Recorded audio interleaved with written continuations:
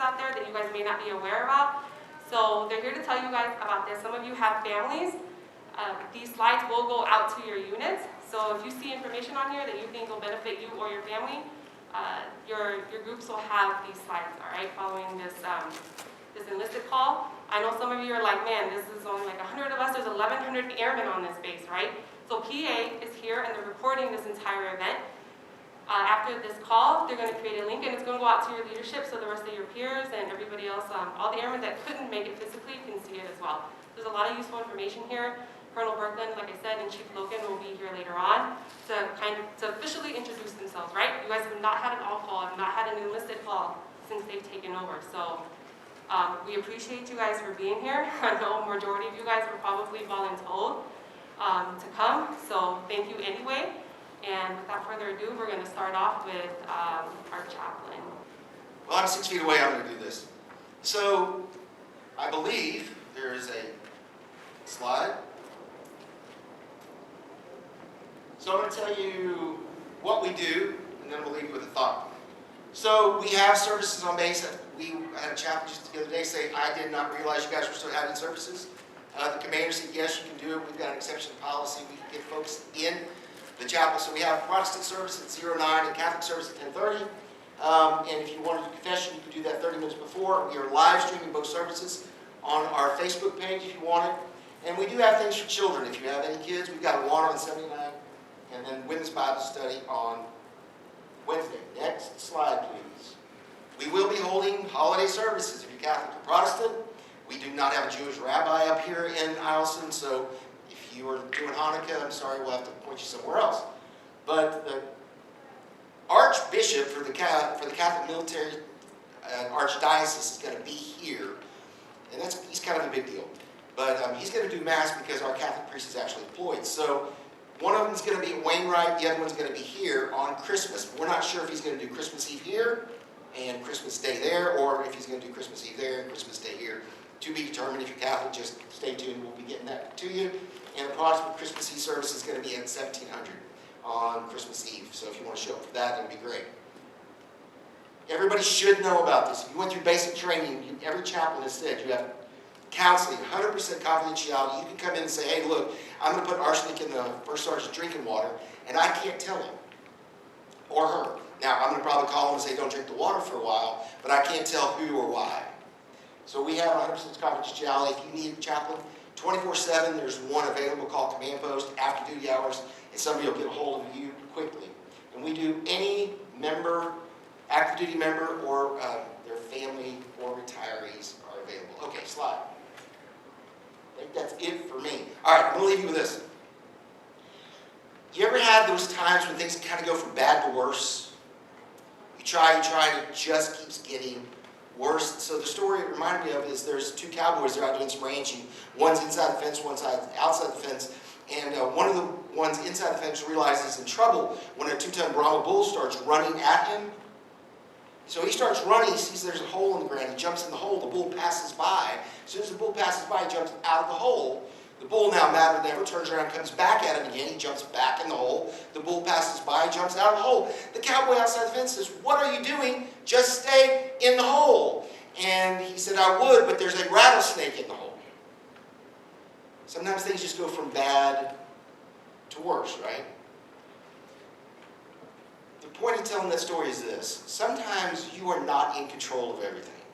And sometimes you cannot fix what is broken. So what I want to do is just kind of remind you, what you need to do is just do your best and then just breathe. Sometimes you just kind of have to let it go and let things run their course, even though it may not be what you want. Especially as we enter into these darker months and colder days, frustration may build up. We have, at the chapel, one of those great rooms where you can come, sit in a massage chair, and get your dose of happy light. And some of you may need that just to take a breather, relax, and get some perspective on your day. All right, with that, glad you guys are here. Say one.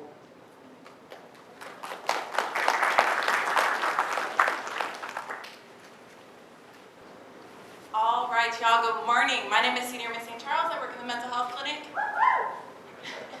Okay. about some of our services, right? So under the mental health clinic, there are two other elements. We have ADAP and we have family advocacy. If you don't know what that is, hopefully you will by the end of this briefing. So some of our active duty services, right? So we have something called BHOP, which is primary care behavioral health, right? So to be able to book an appointment for that, it is a licensed counselor. All you have to do is call the appointment line, call mental health, and we'll be able to hook you up, okay? That is also for your spouses. Okay? So mental health on base. Unfortunately, this is only for active duty members, so your spouses can't be seen here, but we do have off-base services, right? If that's something that your spouse is interested in, they can go ahead and call TRICARE or talk to their PCM, all right? So for MFLC, they're going to be briefing you right after this, so I'm not going to give you too much information, but the MFLC doesn't keep any records, right? And you can kind of talk to them wherever. The chaplain, amazing, just brief before this, right? So, a few of the other services that we offer. We do something called an insomnia group, right? We understand it's hard to sleep here, or you sleep really early, your cycle is not going well, right? So we help to provide sleep enhancement. We have something called dialect behavioral therapy group, or DBT, right? And this helps you regulate your emotions. It kind of gives you that basic coping skills and stuff like that. So we do unit-specific outreach, right? So we go to your units, we can talk to them about insomnia, right? Sleep, anything like that. So the ADAP program, alcohol and drug abuse prevention and treatment. So what is this? So we provide substance abuse prevention while also doing education and treatment to keep you guys mission ready. So there are three types of referrals, right? Self, medical, or command. Although they're self-explanatory, I'm going to go ahead and explain them anyways, okay? So self, it's a self-referral. You can self-refer yourself to ADAPT, okay? Medical, your PCM, your doctor, right? They can refer you as well. And your commands can also refer you. So these are active duty services. However, if your spouse or significant other want to try to do ADAPT, just go ahead and talk to your PCM, okay? Okay, so the Family Advocacy Program, or the FAP program. So some of the groups that we have Love and Logic, right? So this helps to create healthy relationships for your parents and children, for those of you that are married. Dads, the Basics. So this is a class for expecting dads taught by dads. Something we have is called FAST services. So this is the Family Advocacy Strength-Based Therapy, right? So this is not in your medical record, but it kind of just gives you the counseling for your children, couples, adult, and or family. So our NPSP program, or our New Parent Support Program, is a prevention program for all families with children under the age of 3 years old. So an RN, or a registered nurse, can come out and kind of help you guys, guide you with your children, okay? And lastly, we have a DABA. So this is our Domestic Abuse Victim Advocate. She is 24/7. You can call her anytime. She's absolutely awesome for anything with domestic abuse. Does anybody have any questions for me? Okay, so before I leave, can I ask you all to stand up, please?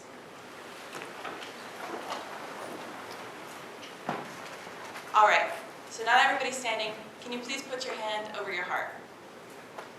Go ahead and take a step to the left. Some of you don't know what left is. All right, can you guys look up for me? If you guys got nothing else from this brief, at least I touched your hearts, moved you, and helped you to see the light. Thank you.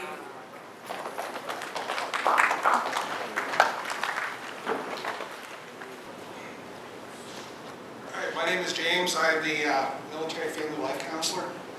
The basic gist for the program is to help offset the programs that are already here. The nicest part with the MFLC program is that it is off the record. You, your spouses, can come see me, can talk about whatever the case would be. If it's beyond what I can do, I'll help you get to where you need to go. With everything that goes on up here, when we look at the darkness, we look at cold, choosing to be here, not necessarily choosing to be here, a lot can happen, a lot can come up. We can't fix what we don't know exists. So the biggest ploy that I have for you is to come up, reach out, let us know, talk. Talk to your friends, talk to other people, and utilize the services that are here. I can cover marriage counseling, I can cover family counseling, I can cover individual counseling, whether it's about service or whether it's just life in general. We're at the Airman Family Readiness Center. It's the education entrance of the center. I'm on the second floor, room 218, so if nobody has any questions, that's pretty much it for me.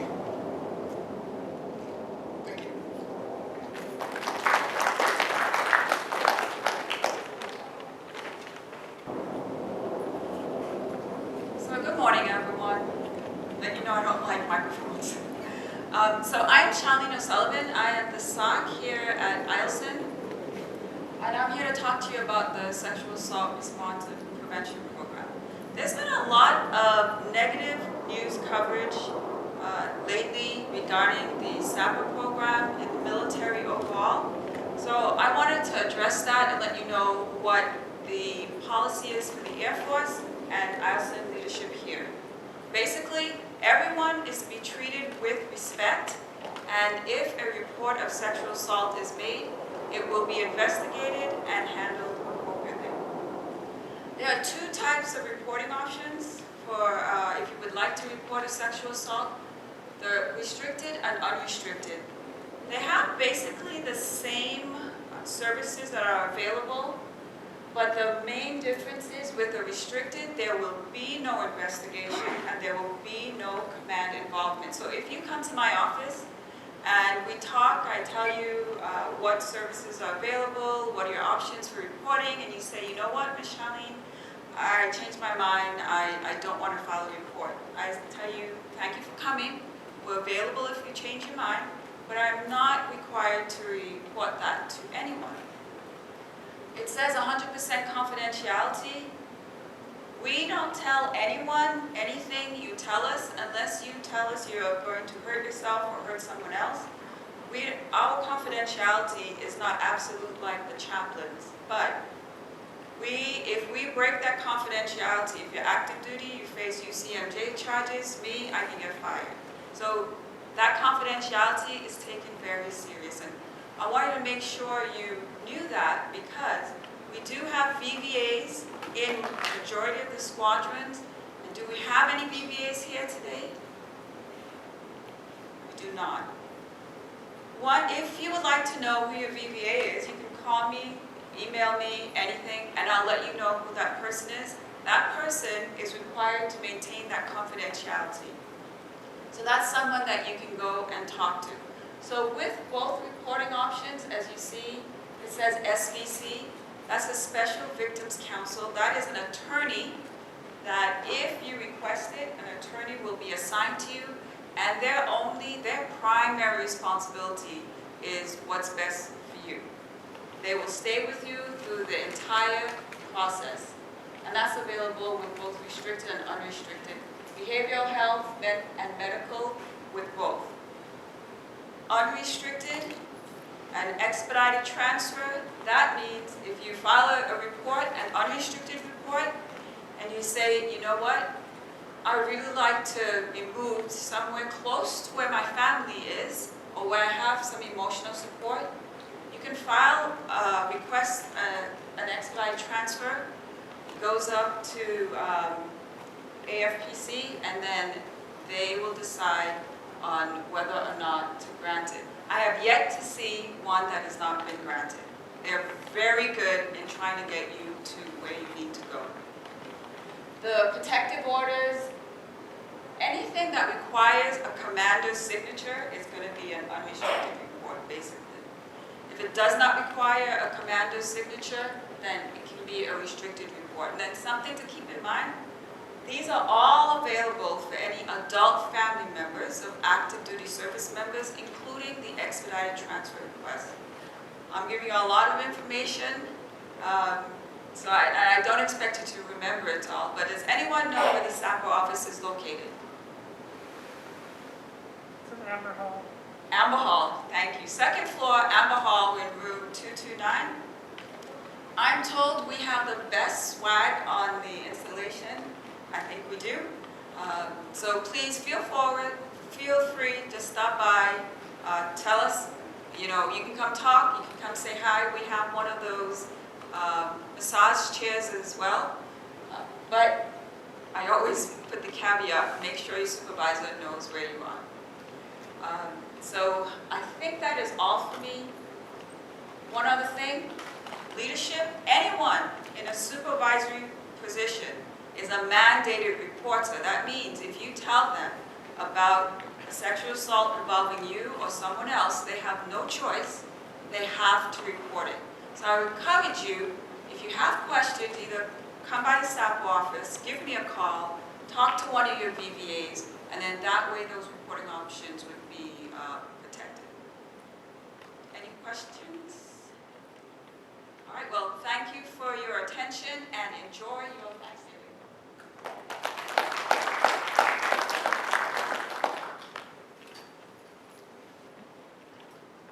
Wait, do we have any RTAs in here? None of you guys are RTAs? Anybody interested in being an RTA? Do you guys know what an RTA is? Jesus Christ. Okay. So it's a resiliency trainer's assistant, right?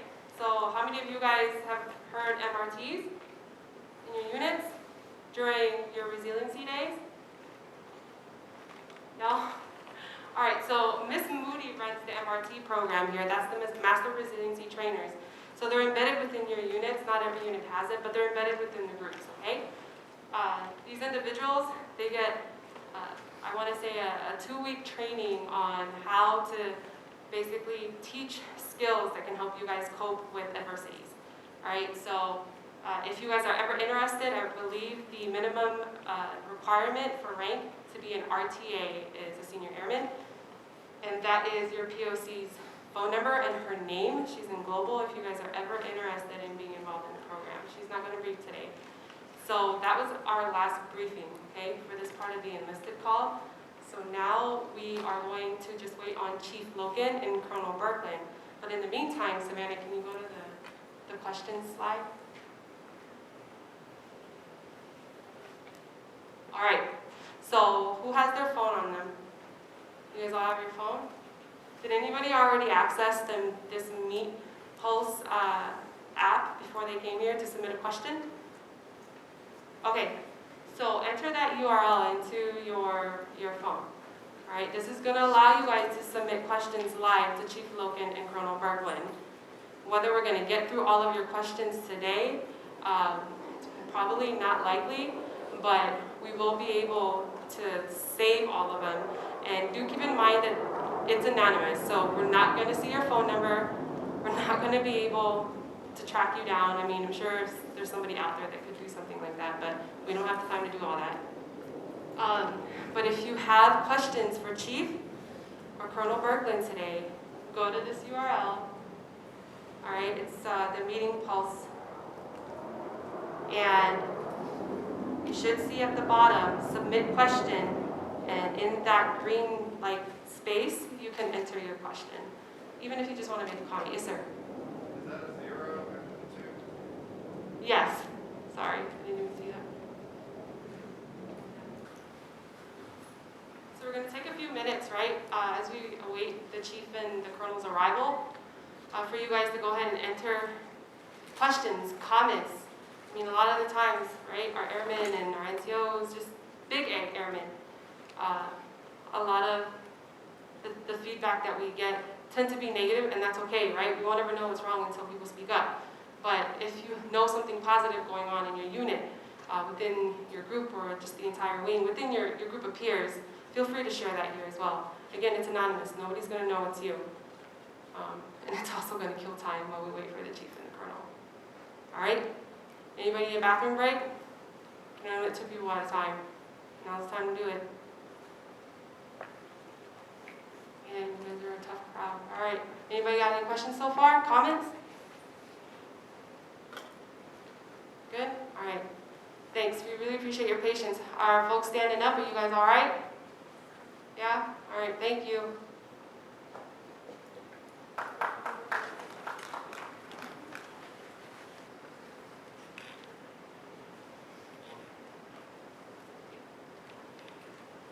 All right, good morning, everybody. Great to see you guys. Everybody doing all right? You're warm. You're not at work. Chief Lokken said that's a good thing. So we're really excited to be able to get together with all of you. With COVID going on, you know, this is really my first opportunity as the wing commander to get in front of any decent number of our airmen, of our awesome airmen. So thank you all for showing up. Thank you for your discipline. I mean, when I look at this this arrangement and the way you guys are doing the little things right, I'm so proud. And that is, we'll get to this, but the reason we're able to open up some things like this movie theater, is because of you. and your amazing discipline and professionalism that allows us to do some things on this base that we can't necessarily get away with off base. Do some things on this base that they may not be able to do at other bases because the airmen or the soldiers are not as disciplined as you all are. So I'm really proud of everything you guys are all doing for the whole things right. So that's me, Colonel Dave Berkland. I go by Ajax. As a fighter pilot, you have to have a call sign, right? And you have to have a couple stories. One of them is the real story. You generally don't tell anybody because it's embarrassing. But then you have to have like a cover story. It sounds really cool. So I always tell people that I'm named Ajax because Ajax was a Greek mythological warrior of great stature. Right, and they're like, So what's the real story, dude? So anyway, I go by Ajax. I've had that call sign since 2000 when I was going through F-16 training at the Air Force Base as a second lieutenant. It's stuck. That's my family, Nikki on the right, and my daughter Mia is 13 and my son Matthew is 11. We moved in from the DC area this summer. We got here in August, and we've been in DC for 4 years. Last year I was in Afghanistan. Nikki and the kids were still in the DC area. Prior to that, I was 2 years on the Joint Staff in the Pentagon, and then a year, the first year we were there, I was going to school at National War College at Lokken there in downtown Washington, D.C. So that's us. Nikki's from the Philadelphia area, Delaware County. Anybody here from the Philly area? One person? One Carson Wentz fan? Sorry, too soon. But real quick on standards, I mean, the big thing, during, as I take command and took command, the big thing that we're doing in this wing is we're transitioning from a training to a combat mission. We're transitioning from a garrison kind of training mentality to a warfighting mentality. Really, culturally speaking, the big transition that we're making here at Eielson is transitioning from a culture of kind of mediocrity, kind of getting by, doing red flags, but not necessarily getting to the degree of excellence that is required to be a warfighting fighter. And that is the big cultural transition that we're making, is to a culture of excellence. And those are my expectations. Next slide, please. Sheesh.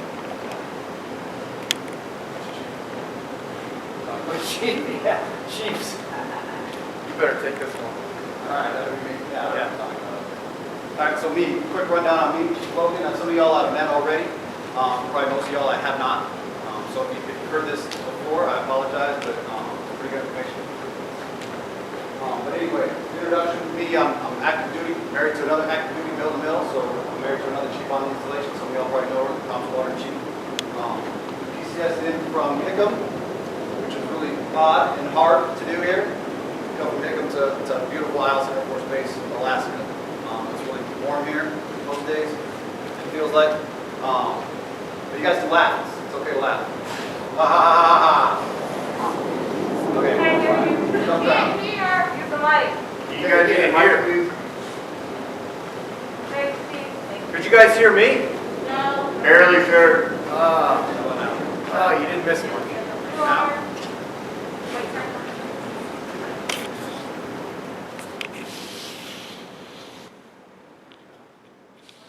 Now? How about now? Woo! Okay, I'm going to talk this loud the whole time. Is that okay? Okay. So a quick rundown. Chief Lokken, I'm married to Chief Bruin, the Comm Squadron Chief on the installation as well. So we're mill to mill, so I understand that plight to a bit. We PCS'd in from Hickam, and as I was saying, Hickam, the weather is pretty similar to Alaska most days. Haha. Okay. Anyway, we'll get into, so my family dynamic is, we have my mother-in-law is our dependent, so she lives with us. She's 88 years old, tough as nails. And then we got a dog who's kind of a jerk, but he's a cool dog. I love him. Anyway, we'll get into this. So we don't keep you here too long. High standards. Some things I want to hit on high standards. At the next, I'm going to do this, or we're going to do this 2 more times. NCOs will be next, and then senior NCOs will be after that. And I'm going to charge them to come up with high standards for everything. The boss talked about, Colonel talked about an environment of mediocrity sort of thing, you know, ramping up, doing red flag really, really well over the last 10 or 15 years, really, really well, then ramping down. And everybody kind of breathes and goes hunting and fishing, right? That's been the culture here for the last 10 or 15 years. Over the next 2 years, we're going to set some really high standards because we are now transitioning to a combat-coded wing, right? So I'm going to ask those NCOs and senior NCOs to come up with some really high standards and expect you all to live up to them. I'm going to charge them with teaching you how to get to those standards, not just saying, hey, do this, and then walking away, okay? I want them to teach you and train you and guide you and lead you and mentor you to the land of milk and honey. Hua? Can I get a hua? All right. They're alive out there. So yeah, the transition. What we want to do is build that team, build a team cohesion or a team community here with a family mindset is what we want to do. And we're going to do that, and we're going to get there, and we're going to work hard doing it so that when we can, when we're done with this and we're fully combat capable, when China or some other bad entity starts acting up in our region, then the Indo-PACOM commander is going to call the PACAF commander and say, hey, I need somebody to come help. I want that MAJCOM commander, the PACAF commander, to think of Team Eielson, to think of the 354th Fighter Wing. All right, I got somebody for you, sir, ma'am. It happens to be a sir right now. I got somebody for you. The 354th Fighter Wing is on their way to save the day. So when that bat phone rings, we all rally up and get our fighter squadrons and our wing out there. Me and the colonel will deploy. We're going to go with you. We're going to lead the way. So I need that mentality. We need that mentality to sweep across the whole yard, the whole installation, and get on board with becoming a fighter wing, not just the training wing. That's an important mission as well, but we got to get to the fight, and I need you all to do it. Everybody tracking? Cool. All right, good deal. And then I'll end it with taking care of each other. Am I missing it? Missing anything? Right on. All right, so taking care of each other. Alaska, no, the weather's not like Hawaii. It's cold and dark, and it can be quite lonely. So I need you guys to watch each other's backs. I think the SARC was in here talking to you guys at one point, right? Mental health agencies were in here talking to you earlier today. Yeah? Okay, I need you to take those resources and use them. But I also need you to lean on each other and lean on yourself. You know, find a way to fight through this. When the alarm goes off at 6:30 and it's still dark, or even on the weekend, you know, when it's still dark and you're waking up at 8 or 9 in the morning, or for some people 11 or 12, it's still dark. You got to make a choice. You can succumb to that and go down a dark road, or you just embrace it and find those things that Alaska offers that's great. Like the boss went cross-country skiing this morning. That's what he said. I'm going to go walk snowshoe walking this weekend. I'm going to try again. I broke the ones last time. Didn't work out so well. But you need to find those activities, get out and do them. Don't just sit around and if playing video games is your thing, it's your thing. But find a way and own your own morale. That's what I need from y'all. Own it. Make the decisions to embrace Alaska and do the things that are here. Cool? All right. I think that's the next slide, I think. Now I think we're going to get into the question and answer, sir, if you're ready for that. Where are we at? All right, so you guys got the chance to phone in some questions or type in some questions, right? We don't have any names. It was all anonymous and that kind of stuff. So we're going to run down these things real quick. The first one is kind of funny. The question is, who can do more push-ups? Somebody asked the question, who can do more push-ups? Who do you think, sir, can do more push-ups? I don't know, Chief. I think it'd be close. Are we talking 2 arm or 1 arm? I'm really old, so it's got to be 2 arm. You want to give it a go? Let's go. Okay.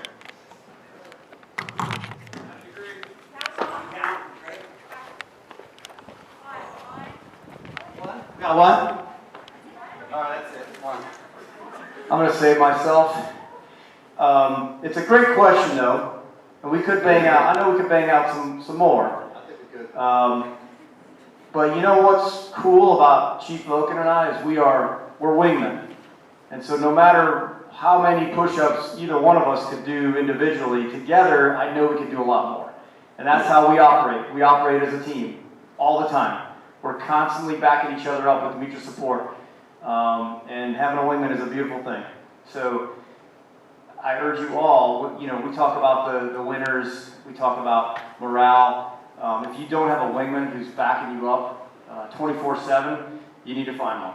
All right, so somebody in this room, I guarantee, would be your wingman. I know I will. If you need a wingman, give me a call. All right, that was kind of lame, that one push-up each, wasn't it? Okay, next one is actually, so it's not a question, but someone is talking about vitamin D deficiency along with SAD. Does anybody know what SAD is? Seasonal affective disorder. Med group? Are you from the med group? LRS. She's an amateur doctor. With COVID, I've become an amateur epidemiologist. It's pretty awesome. But so seasonal affective disorder is, what happens when you don't see the sun for quite a while. Like that happens every winter here in Alaska. I think today we have a little bit over 5 hours of daylight from sun up to sundown. So what do we do about that? Well, I mean, there are some of these blue lights. Have you guys seen those? You can get those little happy lamps, and I would encourage you to do that. But the other thing is, get out as much as you can. And if it's like Chief said, I got up this morning, I'm flying tonight, so I have crew rest. I couldn't come in until 10:35 this morning. So I decided to get up and get on the cross-country skis and go out through some of the trails here on base, and it was amazing. I didn't see any people for an hour, which was cool, just being out in nature. But I think the point is just, you gotta embrace Alaska. You gotta take advantage of the opportunities you have here. It's a once-in-a-lifetime experience. Chief talked about being in Hawaii. We don't have the weather that Hawaii does, but you're not going to be able to do some of the stuff you can do here anywhere else. I've had some great assignments, but this is a absolutely unique assignment for me and my family. We're looking at it as a really cool adventure for 2 years of our lives. So just embrace it. Make sure you have a wingman that's backing you up, as we talked about, and get out there and just do everything you can. Stay connected is really a tough thing with COVID. I think you guys, your generation, is very good at staying connected online, however that is. Keep doing that. Stay connected with family back home. We're going to talk about leave. We're going to talk about TUIs and leave here. But we are doing everything we can to make sure you guys have those opportunities to take leave. So in terms of like the restriction of movement, the ROM, we've loosened up our definition of what that means. So I'll ask you all to work with your supervisors up to your squadron commanders to understand what type of restriction of movement you need to go into when you come back to Alaska. So the state of Alaska has changed theirs from a 14-day ROM, if you will, to a 5-day. So now you can test when you get back to the airport, free of charge, as a military member. You're considered an Alaska resident. So you can test at the airport. That one takes about 2 days to turn around from my own experience. And then you can test at the 5-day point. You can go back to the airport and get a test, free of charge. Or the state of Alaska, their rules are at the 5-day point, if you don't have symptoms, you're free to go amongst the population. Now what they're not doing outside the wire, that you guys are doing a phenomenal job at, is you're doing the little things right. You're wearing masks, you're staying 6 feet apart, you're washing hands and all that stuff, but that's why we can do stuff on this base that we're not comfortable doing off base. We're not comfortable allowing you all to go do downtown because they're just not complying with some of the basics.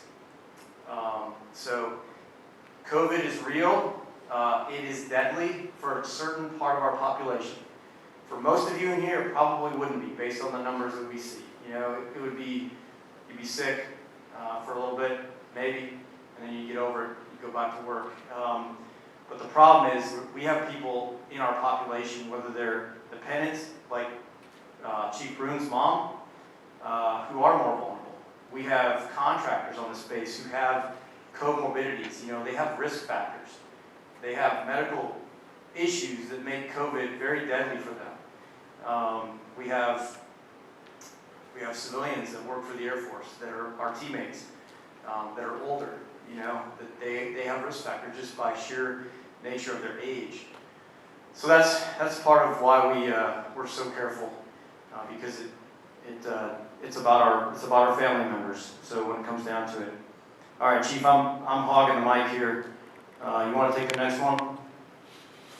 Sure. It's let's see. I'll take the mill-to-mill with an infant. I can address that one, I think. So there's a question about mill-to-mill with an infant and just being able to work with your supervision on child care issues. So yeah, all I would ask to do on that, I don't know who asked that question, I don't know the specifics on where you work, what you do, who your supervisor is, who your squadron commander is, but just work with them, and if you haven't already, I would advise you to contact your first sergeant and get them involved if you haven't already. And if you're still getting hit with a bunch of roadblocks and not being able to accommodate, because one of the statements in here says my leadership can't accommodate me, I would challenge that can't. It's probably more of a won't. So again, get with your first sergeant, run it if you don't like the answers you're getting and you're not getting the help, but you also got to be reasonable, right? You got to be a good follower and make sure that you have a good plan when you have those kind of situations come up. But by all means, supervisors should be working with you to take care of you so that you can focus on the mission. Okay, which that kind of leads me into the next question is, what's a shirt's job? What's a first sergeant's job? I feel like we only see him when something bad happens or someone is in trouble. Unfortunately, there are bad first sergeants out there, right? Hopefully most of them, the majority of them, are really, really good. The ones that I've seen on base and interacted with are really, really good for the most part. But yeah, the shirt's job is to provide a mission-focused force to the squadron commander, the wing commander, and on up. That's their job. And they do that through various ways. They do that through making sure taking care of your morale, welfare, and discipline. Part of that goes into working with mill-to-mill couples and making sure that they have what they need in order to get into to work and provide their task or their skills. But yeah, that's the shirt's job. Hopefully they're doing that through interaction and coming and seeing you all and coming into your work centers and talking to you and finding out what the problems are before they become an actual problem. So your first sergeant should be in your work centers quite a bit. They should be talking to you and figuring out what you need in order to be there and focused on the mission to get that done. Taking care of the people gets the mission done, and that's what first sergeants do. All right, so do you want to take that next one? Yep. The next one is, I like how you're working the room too, Chief. Like Jerry Springer. Almost. Very nice. You guys know who Jerry Springer is? Hey, Slaughter. He's a mess. Okay, can we back off maintenance for a while? Cut back on flying, combine more flying into less days. It's talking about the ops tempo being very, very high, combined with the weather, COVID, darkness, isolation. So this is a great question, and it hits on a couple key things. So the first thing I'll say is the flying out program that we execute is a kind of a PhD level of analysis that goes into developing that game plan. It's based on readiness across the board, readiness of our pilots, our maintainers, our weapons loaders, our ammo troops, our LRS. So we need to be combat ready. Has anybody read the 2018 National Defense Strategy? Nice job. So, I mean, the key points in the NDS for this crowd are that we are in a great power competition with a couple near-peer competitors. So for us, being stationed in Indo-PACOM, we're a PACOM assigned fighter wing, so we're assigned to PACOM. We're not assigned to Air Combat Command, the Air Force. But because of where we are, where we sit, and who we work for, that's China for us. All right? So I guess I would reorient that question. Do we see China cutting back on their maintenance and their flying operations? Do we see China letting COVID stop them from training and deploying and conducting large force exercises? No, we do not. In fact, they're fighting through it. So we are in that competition. So from a strategic level, we cannot let up. But it hits on a bigger issue, and that is, what is morale? So morale is different than work-life balance. A lot of people, and even people old people like me get confused when they start talking about morale. Morale is 3 things. Morale is being well-equipped, well-trained, and well-led. So if you are in an organization that has resources, that trains hard, and that has a team environment with high esprit de corps, you will have high morale. Now, work-life balance is something we have to make sure we're taking care of as well. And that means, as we talked about, you're taking leave. You get weekends at some point, or your shifts are something you can manage so that you maintain a work-life balance. But that's different than morale. So in the near term, no, we're going to take some time off over the upcoming holidays. But for the most part, what's going to happen in the space is the ops tempo is going to continue to climb to a point that this space has never seen before.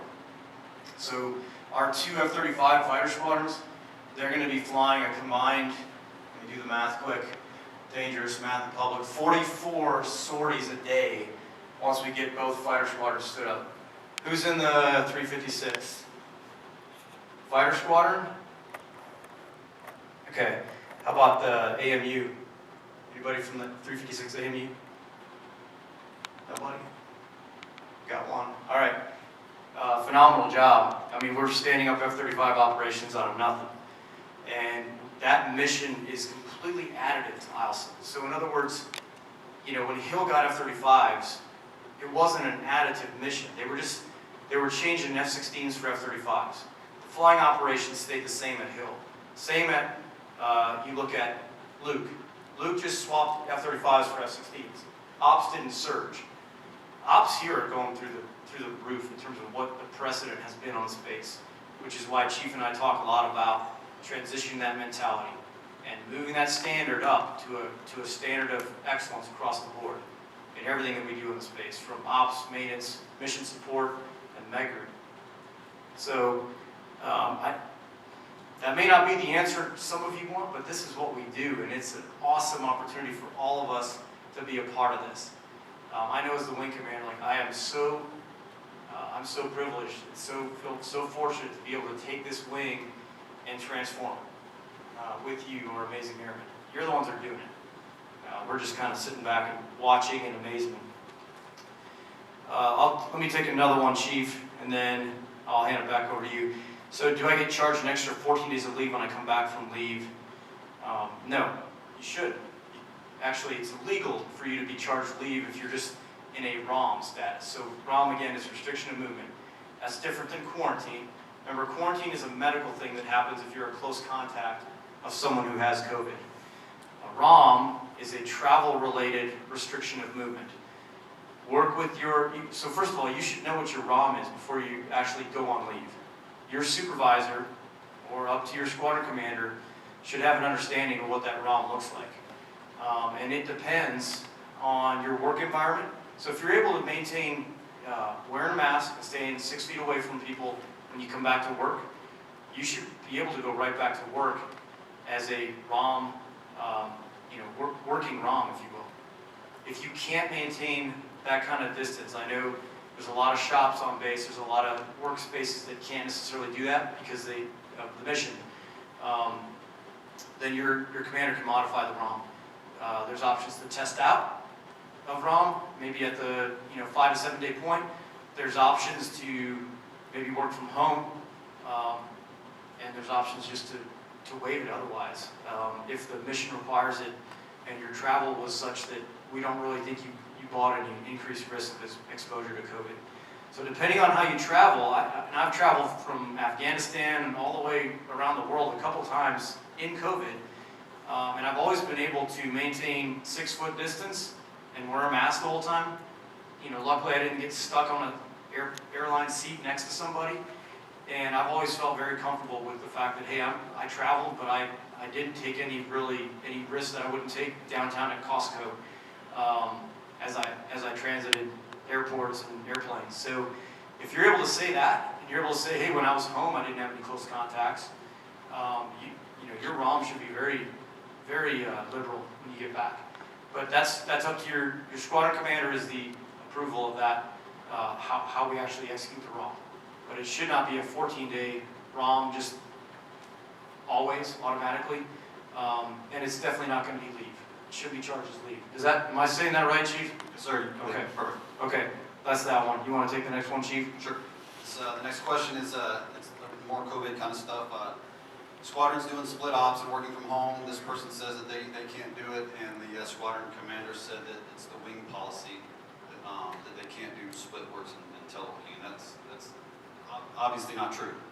Wing commander's right there. That's not his policy. If the squadron commander though is trying to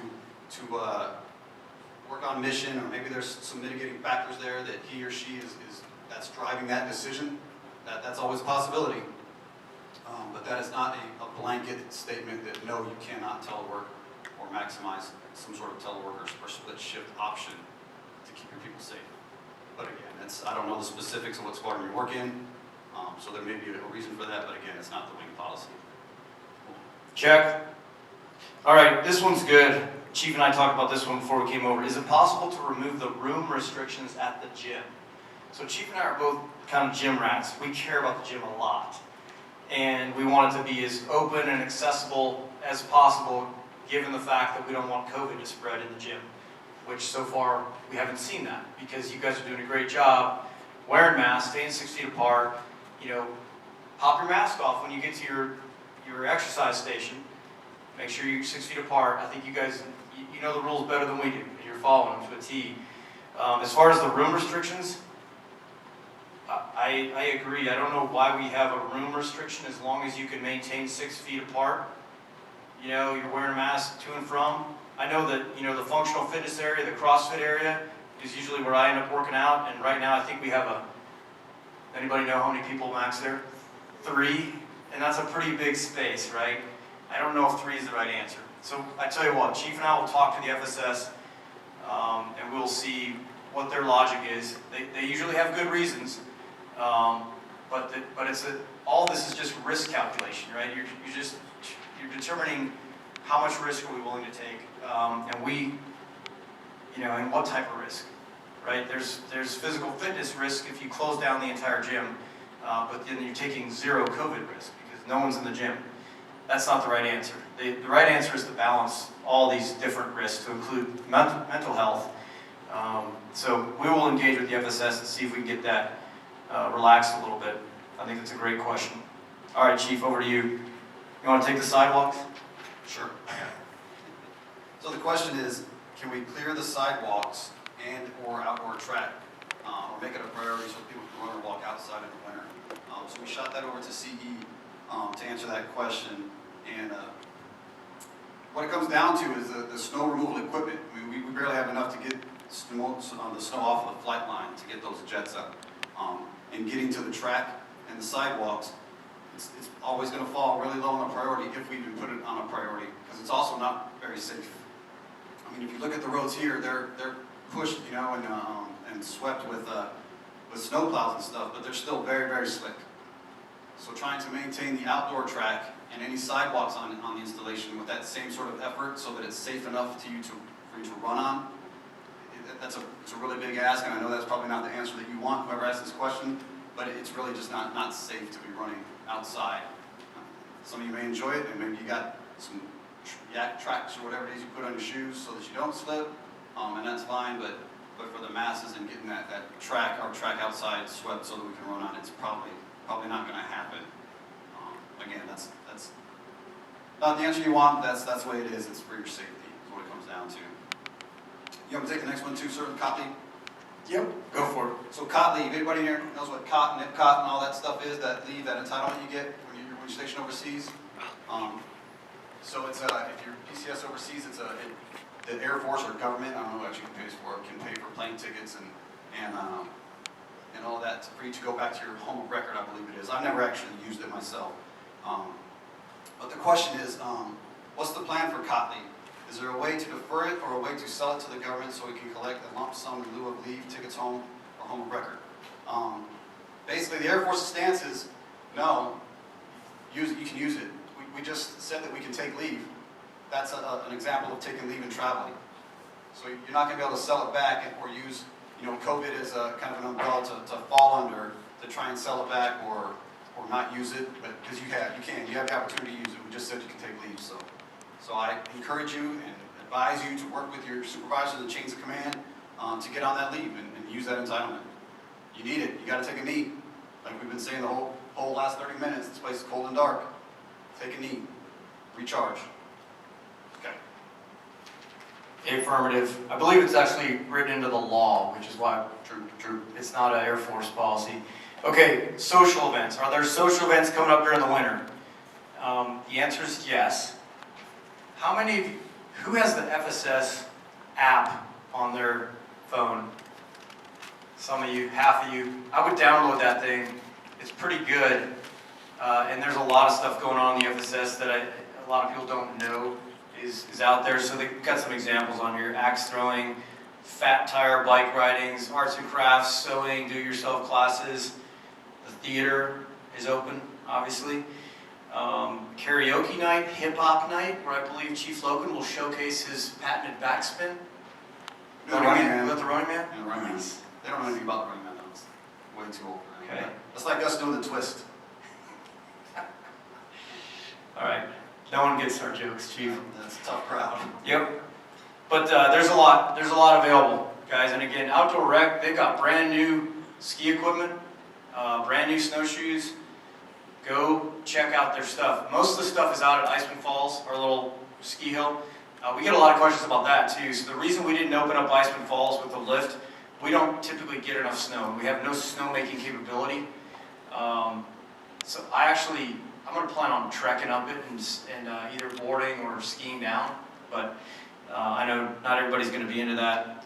But yeah, we don't have enough snow here. You have to have enough snow that covers up the concrete foundations of those lift poles or whatever, and we don't typically get enough snow to do that.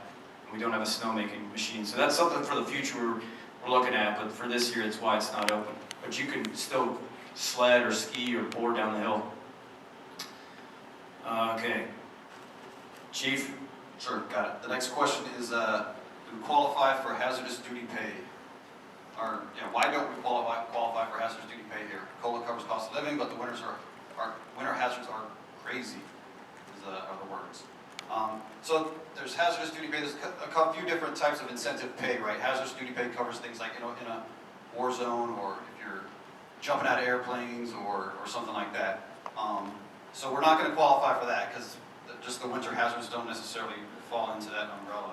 But A1, PACAF A1, this is from CPTS directly. They're working on an entitlement called Arctic Readiness Allowance Pay, ARAP. So those that are stationed up here in Alaska, it's in its early phase of approval. The intent will be to create an entitlement to help offset the extreme cost of preparing to thrive during an Alaska assignment. Because it's expensive. I mean, I probably spent $2,000 alone on my vehicles just to get them ready. Let alone the wardrobe, because the wardrobe in Hawaii does not transfer up here. Well, they got to laugh out of that one. There's a little bit more. All right, we're waking up. We're almost done. But yeah, so hazardous duty pay, not what really falls for us, but that ARAP is coming along, so hopefully we get that approved and we start getting that pay. Okay, I'll take the next one, Chief. Roger. Talking about opening the Yukon Club up for football on Sundays. So this is an example of us trying to manage multiple risks, right? And so what we see from COVID is, where does it spread? It spreads indoors with larger gatherings, and a lot of times if it involves alcohol, it definitely spreads because inhibitions go down, so do the masks, and the 6-foot spacing goes away, and before you know it, everybody's got the cocoa. So that's an example of something we're probably not going to do unless we can come up with a smart way of doing it while maintaining distance. There probably won't be alcohol served, that kind of thing. I think it's amazing we're actually playing football, NFL football this year. That's a good thing. I mean, imagine Thanksgiving without NFL on, it would be really weird.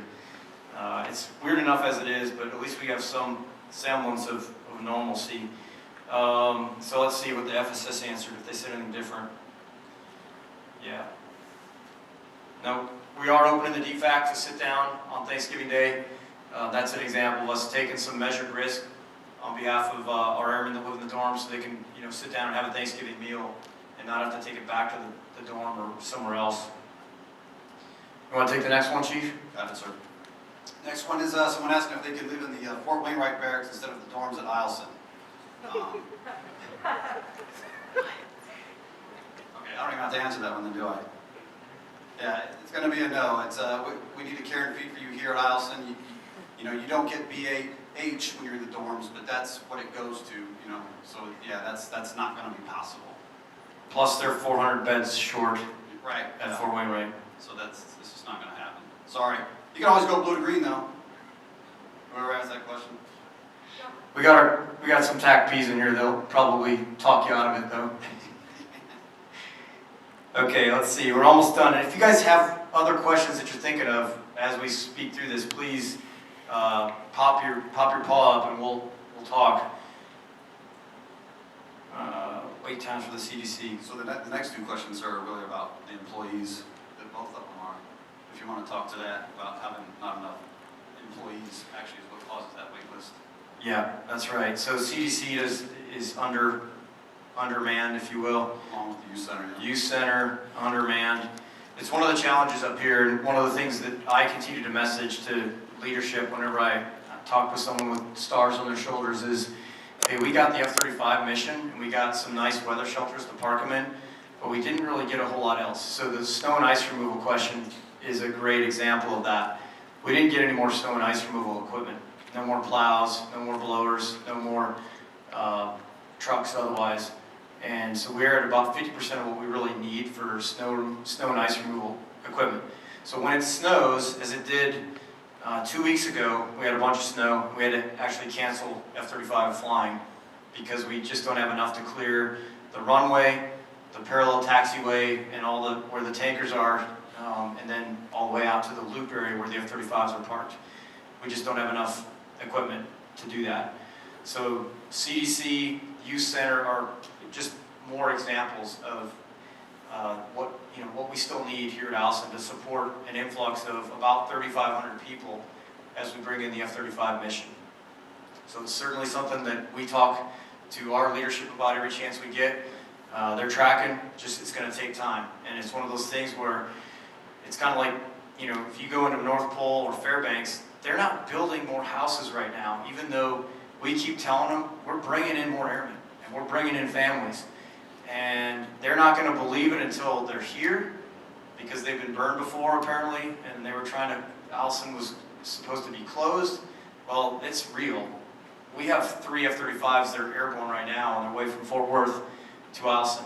We keep getting more every month. So it's happening, and it's just going to take time for people to realize that this is real, and we're getting bigger. So we need investment, and we need more people to come up here and work in places like the CDC and the Youth Center. I know that's not a satisfying answer. I totally agree. It's not sufficient, but that's where we're at. Yeah, we're working towards it, trying to get people up here to entice them and all that. So that's all the questions that we had gotten prior to today. We do have a few more questions on here, but I also want to open it up to live questions if there's anybody out there who wants to ask anything right here, right now. Go ahead. We don't have mics for you, so you're going to have to project. So, the media is saying that everyone's kind of close to 100% vaccine. We know, once there is an officially approved vaccine, what the priority is and how fast we can then the there. It's a great question. It's a fantastic question. Where's Slaughter at? Can you restate the question, please? Okay, the question is, the talk is of the COVID vaccines. There's, I think, at least 3 of them that are at least 90% effective. Once those are released, what is the plan for who's going to get it? Which airmen are going to get them first? Which military members are going to get it first?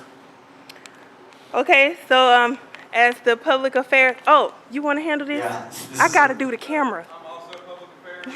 As of right now, it's going to be 100% voluntary.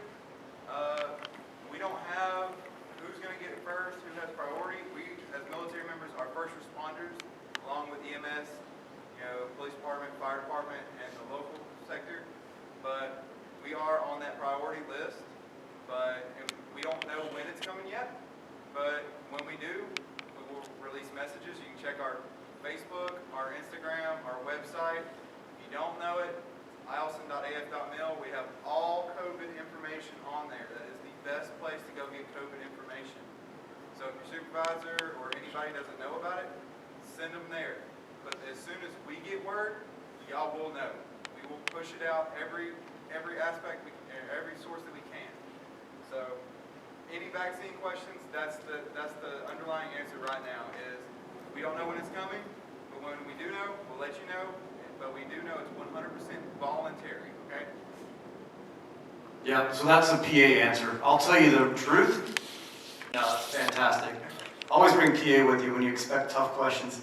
The truth is, our med group doesn't know right now. There's so many questions, as there are with COVID in general. You know, we're just learning about this thing as we go, but our med group is meeting up today to have kind of a inner med group sort of town hall discussion about it with Major Trevor Peterson. He's the chief of public health. He's really smart. He's a doctor and everything. And they're going to talk about this. They're going to talk about concerns. I'm actually interested to hear what our airmen, what you all think about the vaccine. So when I got in the Air Force a long time ago, there was a lot of controversy about the anthrax vaccine, and some people actually refused to take it. You remember that, Chief? I do. Yeah, and I don't know. It's an experimental drug right now. The vaccines are for COVID. They seem to be, from what I'm reading at least, pretty safe, but you know, we just haven't given them to people in very big numbers yet. So it's hard to say what is the general consensus amongst the airmen, like give me the vaccine, I want it. Is that kind of the thinking? That's what you're thinking? Where do you work? I'm avionics for F-35s. Okay, nice. Yeah, so that's the question, would you want it? All of them are at least a 2-shot series. So you take the shot once and then you come back about a month later for the second shot. And then you would be immunized up to, again, like a 90% level of confidence or more. So it's very effective, depending on which one you're getting. They're at least 90%. But that's the question, you know, how many are we going to get? How quickly will we get them? And then how do we prioritize? Like you said, it's going to go to first responders, probably our medical, clinical workers first, and then down the line from there. Great question, though. I mean, again, we will push out information as soon as we get anything, but we're figuring it out right now. I imagine it'll probably be like flu shots. You know how your medical personnel, your first responders get it first, it'll probably be like that. Yeah. It's interesting, though. It's a lot more effective than the flu shot. You know, the flu shot is kind of like 50-50, depending on what strain you get. But there's something different about this. I forget if they're using RNA instead of DNA to make the vaccine. Science. Good science. Science. It works. All right, great question, though. Stay tuned. What else? Other questions? Go ahead, man. Project.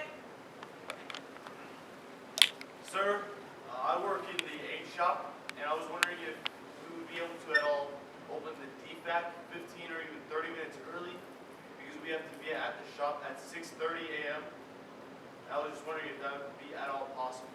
So the DFAC isn't open in time for you to hit the DFAC and then start your shift? It opens at 6 o'clock, and sometimes we have to rush, grab food, and then be at the shop, eat breakfast in a hurry, and then be there for stand-up. Yeah. Did you hear that, Chief? Got it. We can talk to FSS about that. Yep. We'll see what we can do. Again, the problem with FSS when you start looking at these options is going to be their manning. That's usually the LIMFAC. But we will definitely engage and see if we can get some flexibility on the front end there with that. Great question. What else? What other concerns you guys have?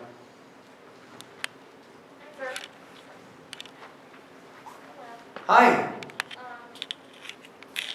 My question is, I know some jobs have an adjusted schedule, split shifts, or teleworking, and there are other jobs that since the beginning of COVID have had to come to work every single day.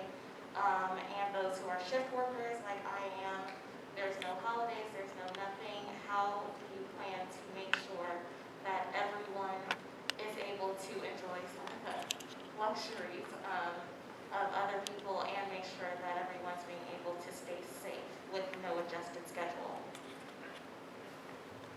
Great question.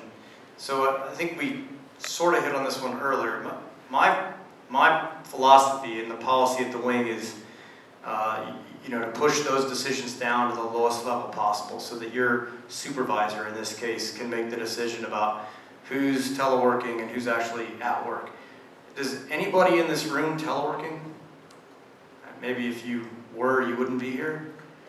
You're teleworking, so I'm not a fan, I'll be honest, I'm not a fan of teleworking. I find that it's kind of a false assumption to think that you can telework and be as effective.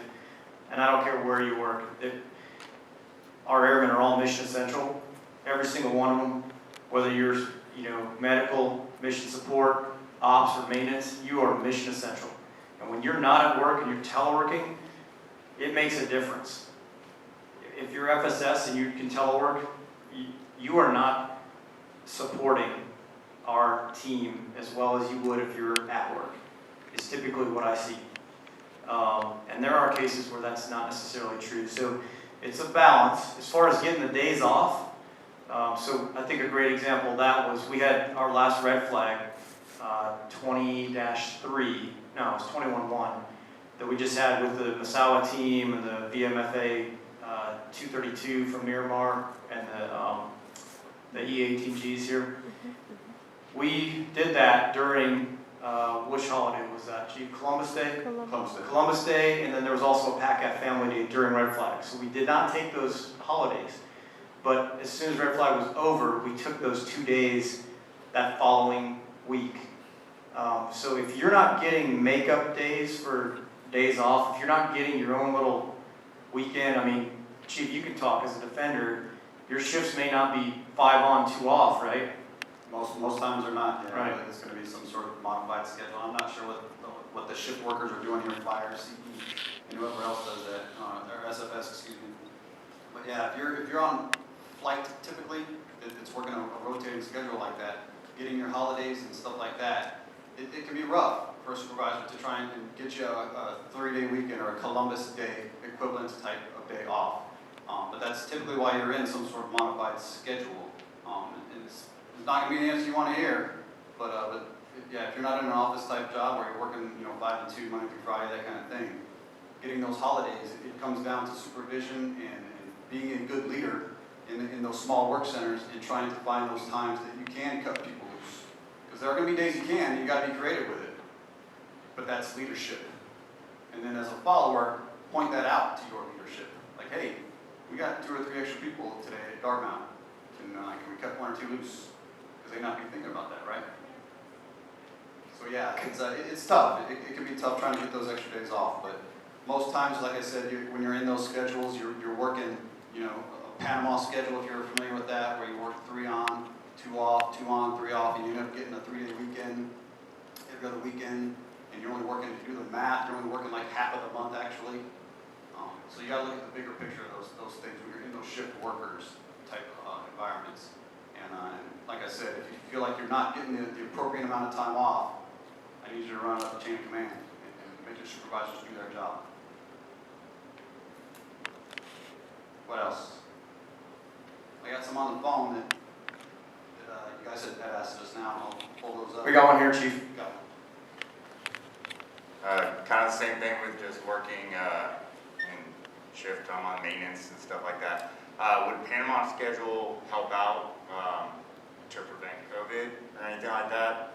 Just working half the shift at one time, half the other.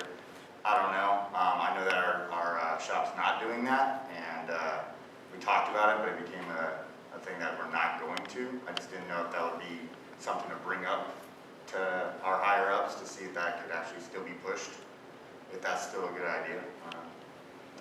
Yeah, so I can't speak to every work center, right? I'm not sure what that task is and what the tax is if you go to some sort of split shift and if it's at all possible in your specific work centers. But like I said earlier, when we start doing the next one will be an NCO call, and the one after that will be a senior NCO call, and I will lay all that out to them, make sure that they're being creative leaders and finding creative solutions to keep you guys separated as much as possible, to give you guys some downtime during the holidays, all of those things.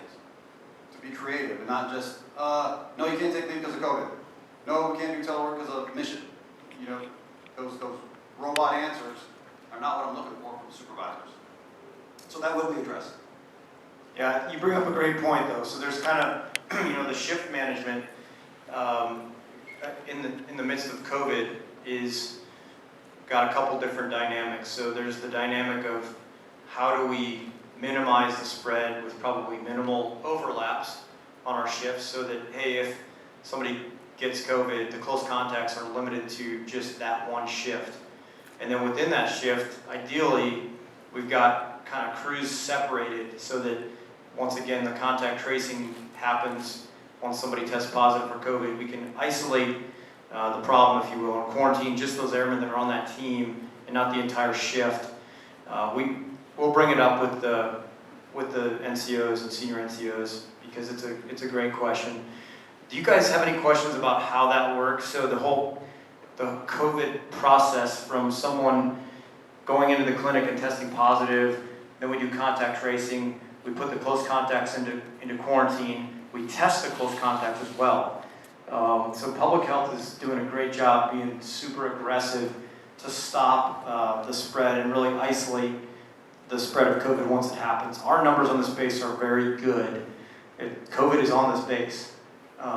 Make no mistake about it, it's on this base. If you guys don't know anybody who's gotten COVID, you're probably the exception because it has spread across our ranks, but not spread like wildfire. It spreads in an isolated workspace. We do the contact tracing, we quarantine everybody who's a close contact, so that close contact is within 6 feet for 10 minutes. It makes you a close contact, mask on or off. So, and that is cumulative as well over a 24-hour period. So we recently had our wastewater treatment plant workers, we had a shift that was working on a project. They were never within 6 feet of each other for more than a minute or two at a time, but over the course of a 24-hour project they were working, it took them all out. And that is an example. So at my level, I can waive people out of quarantine. So we actually waived those individuals from the wastewater treatment plant out of quarantine because, first of all, the exposure risk was fairly low because it was that 24-hour cumulative standard that made them close contacts. But secondly, they were going to be isolated to that small team once they went back to work. So we call them the COVID crew, and they were just going to be coming back to work together.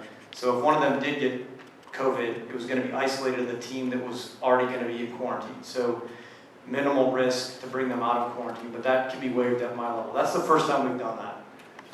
But it's definitely something that I'm amenable to doing when it makes sense.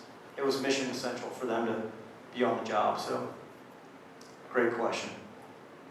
Yeah.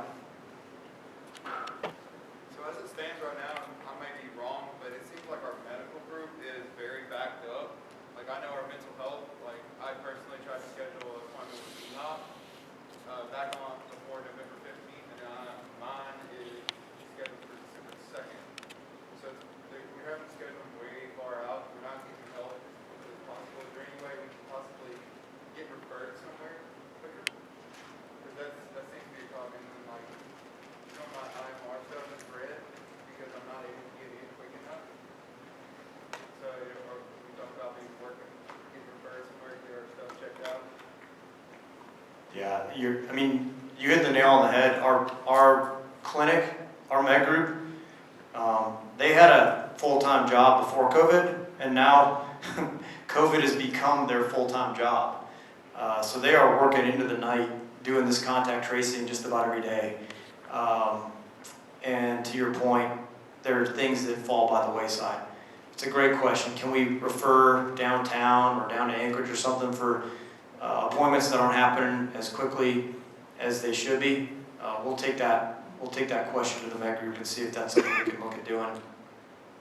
It's a great question, especially if it starts to impact readiness. Your IMR is red because you can't get seen for something. That's a problem. That's all part of our combat readiness. Great question. What else? Go ahead. Do you have any updates on Air Force PD testing? So we're talking about that right now.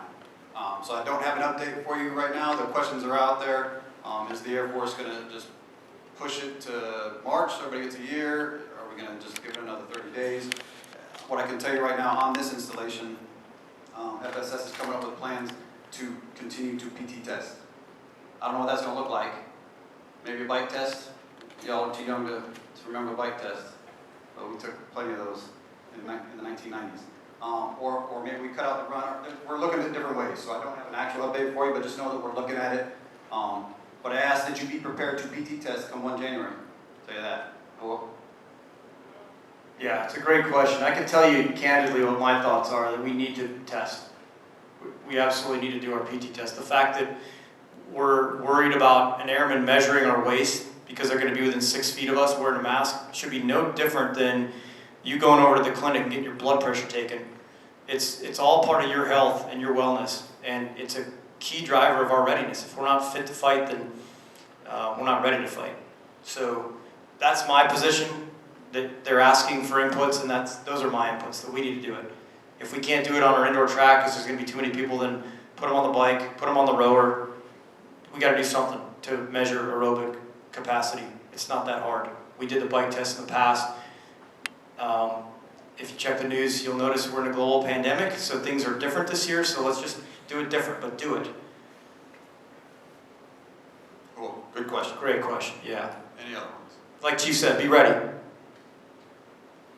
You stay ready, you got to get ready. That's right. Cool. All right. No other questions? Question? Moving your hand. Okay. Some of these, like the Sergeant Doral sent me some of these over text. I think we've hit some of them already. What is resilience? I'm gonna kind of speed round this right now because we've been in here an hour and a half, and I'm sure some of you got to pee. Cool. Cool. What is resilience? Resilience is grit, man. It's being able to bounce back, being able to get hit in the face, literally or figuratively, and then get up, brush yourself off, and get back to work. That's resilience to me. It's probably got different meanings to everybody. I don't know what your definition would be, sir, if you want to share that, but that would be mine. I like it. I mean, I've always said that the measure of an individual is not whether you win or lose, it's how you respond to adversity.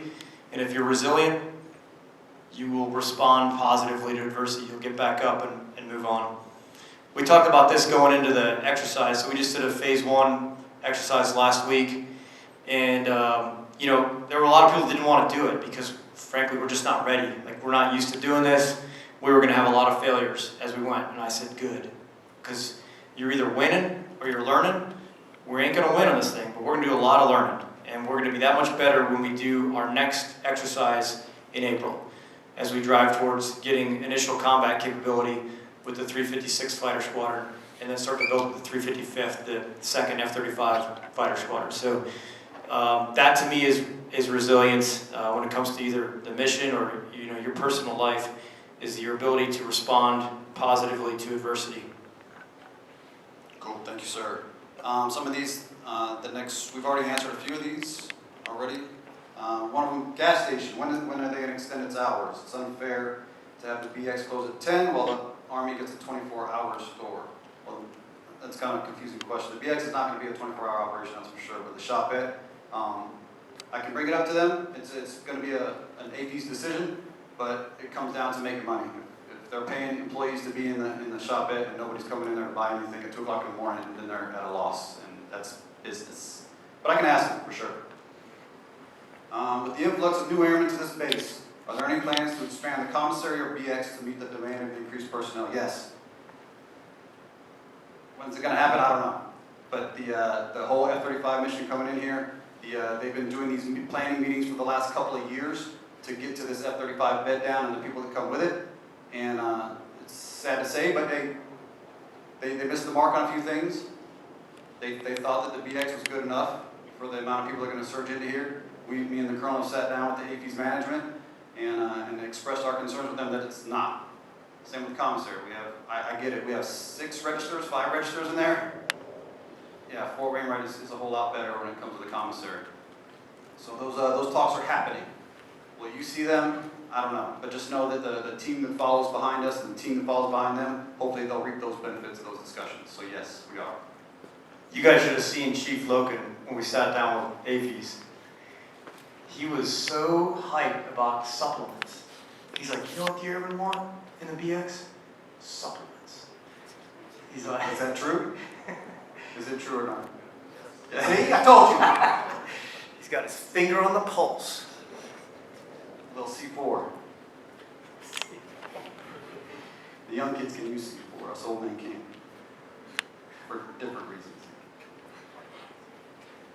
Incentive pay, we talked about pets in the dorms, not just a fish, a bird, or a lizard. That's going to be a safety thing as well. But I can broach the subject with dorm management, but just know that you're not going to be able to have a dog in your dorm room or a cat, most likely. Okay, I think that's all the questions that I can see on here. I think some of them we hit already, so. Got another one. Okay. Last question. So last year with the previous commander, I made a proposition for providing some type of transportation strictly on base for mainly dorm airmen walking to their jobs in negative 40-degree weather or trying to get to a gym, because I know a lot of people, that was a big excuse, not wanting to walk to the gym when it's freezing. And everybody said it was a great idea, but I haven't heard any follow-up, so I wanted to know if you guys were tracking. Are you guys thinking about doing anything like that? So I'll take this one, sir, because I've already started this conversation. I haven't talked to you about it yet, but we'll throw it out there. I've talked to the LRS vehicle guys over there already, and I guess we did this last year, and it went for a month or so, and I think there were only like 4 or 5 participants, so it wasn't very popular. But I've asked the LRS to do it again, to see, because people have PCS in, people have PCS out, and maybe there's a crowd of airmen here now that would use it. So I've already asked them to look into doing that. Yes? I have kind of answers on that, because I'm in house right now. We try to do shuttle back in July to August. We did for most years, but we shuttle at all. Does that help at all? Yep, I'm tracking. I've talked to Chief Ziegler about it, and he said the same thing. But that doesn't mean that we don't, like I said, that we don't have people that have PCS in, that are used to using public transportation, right? Airmen that have PCS or live their whole lives in places like New York, right, where they're used to getting on buses and doing that kind of thing, as opposed to people that are used to living maybe a smaller town that don't use public transportation. Maybe we got a crowd that's like that. I don't know. Go ahead. We're not to keep on the same subject, but maybe if it's pushed out there more, have flyers in the dorms or something for all the airmen to know about it instead of just people in this room. That way it covers more and there's more chance that people will actually take advantage of it. No, that's great. Yeah, we'll definitely market it for sure, and I appreciate that. Yeah, we'll make sure that LRS advertises and we spread the word any way we can. But you bring up a great point, and that applies to a lot of things that we're doing. You know, I brought up the FSS and a lot of the awesome stuff that they're making available, but a lot of people don't know about it. You know, we've had, I don't know what they had in the theater this weekend, but going into this weekend, they had only 10 people show up to movies over the course of like two weekends, you know. Is that because they don't know, or people just don't go to movies anymore? Or Netflix is so good these days. Did you have a comment? Did you go? I was going to say because They're older movies? Yes. Yes. So that FSS has said that they were going to do, you know, try to cater to like 3 movies a weekend, right? So it was one family type movie, one, you know, more adult type of movie, and then one for, you know, 20, 22, 25-year-old type movies, newer movies.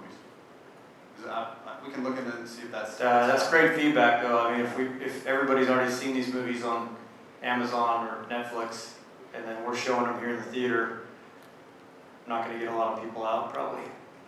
I really want to see Top Gun. I know.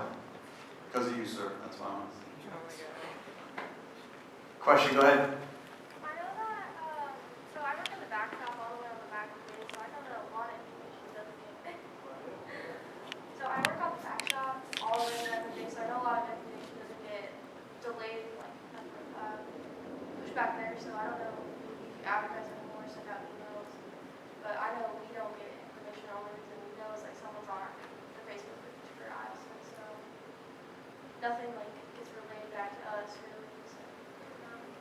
So that's kind of been a theme since we've been here. The communication is kind of a struggle for us.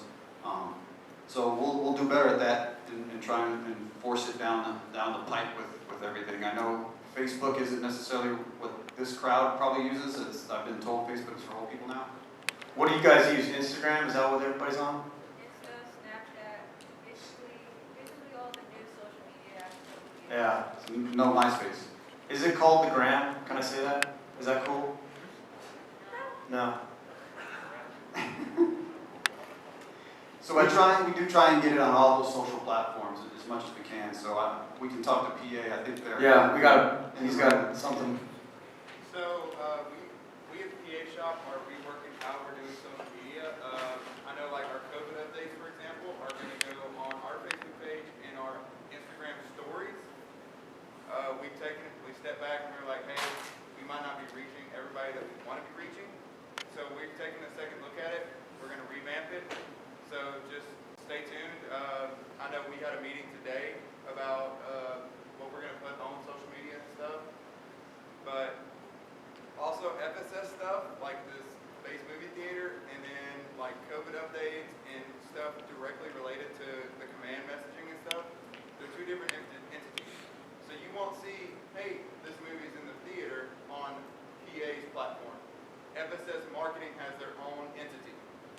So that's something to keep in mind when it's like we're not getting any information. You might not be going to the right source. But stay tuned. I know we're reworking our stuff. We might sit down with FSS Marketing and be like, hey, we need to talk about how we're going to get stuff out. Yeah, that's a good point. I mean, FSS has a pretty good Facebook page where they post everything. I don't necessarily go there because I don't try to be on Facebook. I have too many fans. But they do post everything there. So some of it is just, you guys will have to be proactive and get information while we iron out how we're doing it to make it easier to navigate our various social media. Great question though, great point. What else? Can I piggyback off of that? Yep. Real quick? Okay, so Can I'm you- gonna take this. You want me to run the camera while you ask a question? Oh, look at there. Okay. Okay, so so I don't really have a question. I guess I'll step into the frame. I don't know. I do have a question. I just lied. Okay, so then I work at PA. You definitely did not know that. But I am wondering, since we're on the topic of social media, and the young lady in the back, whomever, somebody, yes, you mentioned that we might not be pushing the information on the platforms that you guys are looking at. That begs a question of what platforms do you prefer to be informed about events that you want to go to? Show me, okay, Facebook. Is anybody on Facebook? That's a better question. Okay, so we have a few people, far less than half, okay? Anybody on Instagram? Okay, that's probably like half, maybe like 75%. What else do we have? We have a Twitter. We have a Twitter. Anybody on Twitter? Oh, that's like 2 people. And what else do we have? Those are Snapchat. Okay, would you, if we started if I was in Air Force Base through Public Affairs, started a Snapchat page, would you guys follow that to get updates about information? Yes? Raise your hand. Yes, for Snapchat, raise your hand. Less than half. Okay, and what's the other social media I hear about all the time? The TikTok. Would y'all get information about the base through TikTok? Yes, no? Raise your hand. No? Okay, so it seems like most of the people would have gotten the information from Instagram. Yes? Yes? Okay, so we, now that we have that information, we've polled not even half of the base. This is like a very small population of the base, but that gives us a really good representation of what we probably need to be looking at, and now we have that data. Is there anything else that you would like to tell us in terms of how you would like to get your information? And when, like he said earlier, Public Affairs pushes out the information that is connected to the command team and the command message, i.e. exercises, things that he's going to be signing off on. So P5, P4 stuff. What else? We do so much stuff, oh my gosh, you guys, you don't even know. Huh? COVID updates. Yes, COVID updates, anything that's like mission related and resiliency related, so that is connected to family. Stuff like that is what you're gonna see on the Eielson Air Force Base Facebook, Instagram, and all of those pages. And anything FSS related, if it's got to do with events such as at the theater or the bowling alley or all the other, what's the thing? The ski hill, the gun range, all of those things, that is FSS. All of that information is going to be pushed on their social media channels. Now, something that we are able to do on the Eielson Air Force Base social media channels, in particular, the Facebook page, if there is a base-wide event happening, we can create an event on our Facebook page, and it will be available there for everyone to see. But we are not necessarily endorsing or advertising each event, because our job as public affairs is to talk about the mission and things that are related to our job as airmen, right? Does that make sense to everybody? Yes, raise your hand. Yes, it makes sense, raise your hand. Wonderful, so we got some education today, look at that, thank you. I wish you guys could go on a photo shoot, the videos that we do with PA, it's a blast. Slaughter, she continues to try to teach me what to do with my hands. I never know what to do with my hands. It's true. Acting. Very so, true. You bring up COVID, somebody brought COVID. That occupies a lot of our time as a command team. And I want you guys to know that. I'll get you here in a sec. We're very concerned with not just public health and the spread of COVID, but mental health. And taking care of our airmen. You are incredible, most valuable resources we have in the Air Force as we go into the winter. So if you guys have anything you want to tell us, please tell us today, or up channel through the chain of command, or reach out through any number of ways to talk. Send it to the link. There you go. Send it there. We'll get that information, but we listen.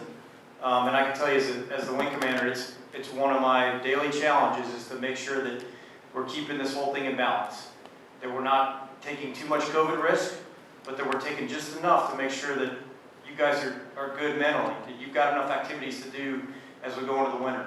And that's the balance that I try to strike with the chief when we make those decisions. None of them are easy. Every one of them carries risk on one side or the other, but we try to keep that balance. Okay, you got another question? Hey, sir, we're getting into like almost 2 hours, so we'll probably have to make this the last question. But we'll hang out afterwards if anybody wants to come up and ask questions, because I'm sure there's people out there that, like I said, have to use the facilities. No problem. This was a real quick question pertaining to what she said just a second ago. You were saying Facebook, Instagram, all these other things. I do Facebook just barely, but that's the only thing I have. Do you guys send out something on global, on the email, maybe a PowerPoint, something like that? That would be a lot more helpful because I go through every single one of my emails. I'm not saying that maybe I'm the only one that does that. But honestly, if there's something that's there, I'm missing it. I don't know. Okay, that's a really good question. So, I'm gonna tell you what typically happens. Okay, now this does not mean that we cannot look for new options in the future, right? Like what you were saying. But typically, when there is a command message that needs to be pushed out globally, so when you get that email that comes from the executive team, which some of them are in here today, that it comes from the executive team. So it comes from the front office, which is where those two guys work.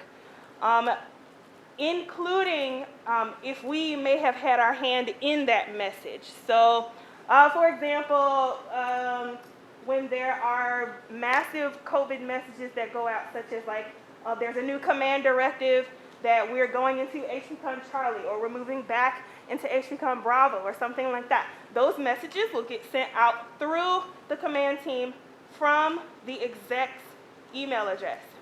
Does that make sense? Do you guys remember seeing those types of emails? Yes, no, raise hands. Yes, you remember seeing these types of emails? Wonderful. So you know exactly what I'm talking about. That is what normally happens.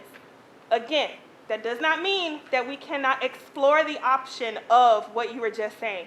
We will bring that back to our office. Thank you for that suggestion. Would anyone else read said emails if we were to do that? Yes? More? Wonderful. Thank you.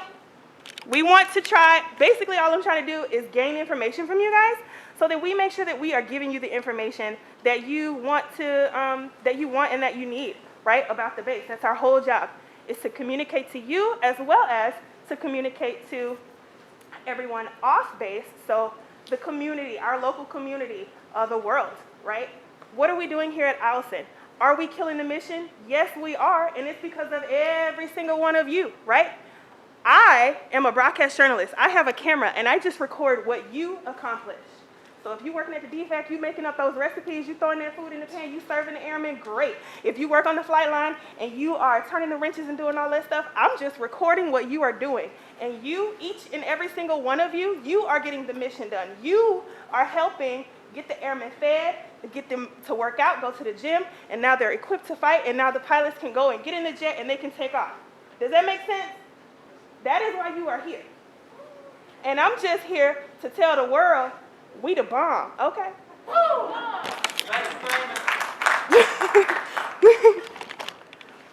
I'm fired up now. I want to do more push-ups. Okay, and that, just to wrap it up, we just rewrote the command directive.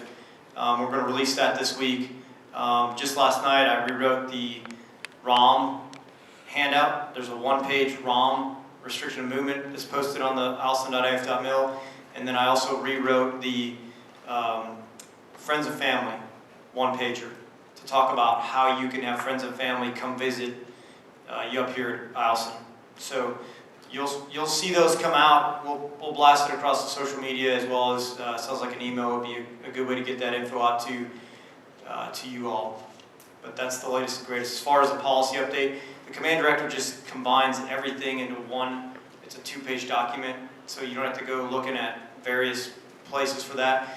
The ROM is a one-pager, and then the other one about friends and family is a one-pager that we'll post all together. But nothing earth-shattering about changes in policy. Okay, any closing, gotta ask questions, can't wait? All right, this is awesome. I mean, you guys might see Chief and I through PA posting videos, and we're always talking about the mission because that's part of the cultural change we're trying to enact with this wing. But what do we think about? What do we care about? Every day it's you. The decisions that I'm making as the wing commander and the Chief and I are talking about every waking hour are always about our airmen, and it's taking care of you. Because, yeah, the F-35 is a cool airplane. Viper's a cool airplane too. Love it. But they don't do anything without you, as the future Command Chief Slaughter just told us. You guys are incredible. You will make our nation the best. You will make our military surpass anybody else in this world. It's our incredible airmen.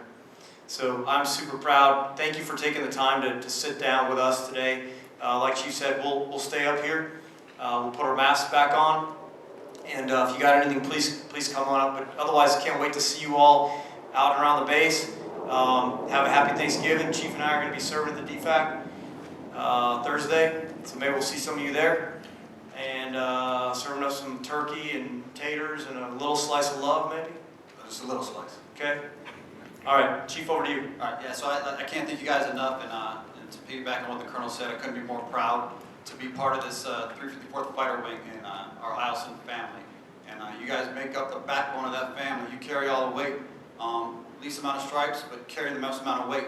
And I think about that every day when I go to bed. And I thank you and appreciate you, and hopefully you can find a way to take a knee during the holidays, work with your supervisors, and all of that to try and get some downtime and embrace the stuff that Alaska has to offer and that kind of stuff. So again, I couldn't be more proud of you, and thanks for what you do.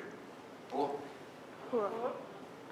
Okay, now it's going to be awkward because you're supposed to walk out and then call her to attention, but we're going to sit up front. So it's weird now. We'll just sit here and stare at you. Turn it on. Have a great day, everybody.